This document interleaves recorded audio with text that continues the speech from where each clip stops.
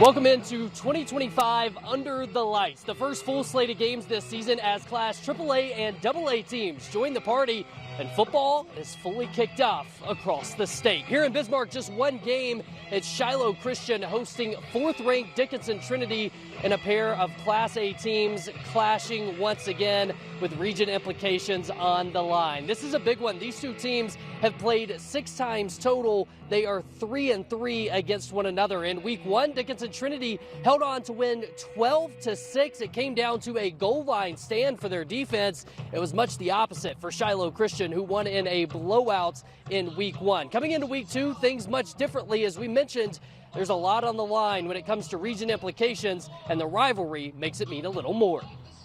Year in and year out. Yeah, it's a real rivalry game for us, I think. I think we've been playing each other in basketball forever. And so there's always kind of been that like inborn rivalry there. It's kind of woven into the, who we are as schools and stuff like that.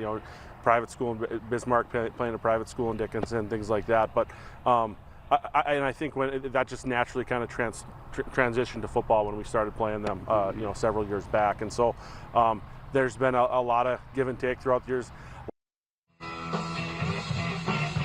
Oderman says after that 12-6 win last night, he has a lot of confidence in his defense. Now it's about getting the offense to catch up to them. Kind of an interesting situation tonight. All of the teams in the Bismarck area in Class AAA going east to Fargo. Class AA St. Mary's heads to Grand Forks. That means this is the only game in the capital city. But just 40 miles east of here, there is another big-time matchup in 9-man football. That's where Ben Dacu joins us live in Steele. And Ben, a couple of undefeated teams going head-to-head tonight.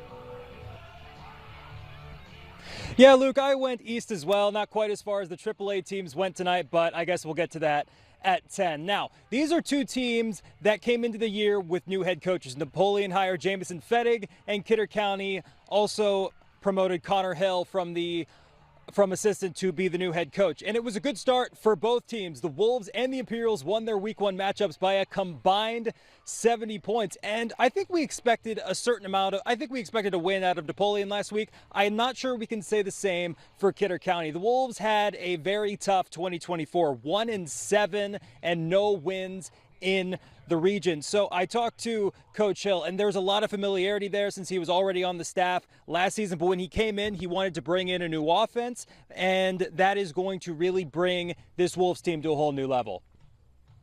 We ran a lot of different plays than we ran last year. Last year we ran a lot of tight formations, double wing, triple option style football where I'm a little bit more spread. So I think the biggest thing over the offseason was just kind of changing from that really tight, kind of old-fashioned offense to kind of a more modern, newer school. It allows me other possibilities, and it's getting the ball in everyone's hands, so they can't really watch one person.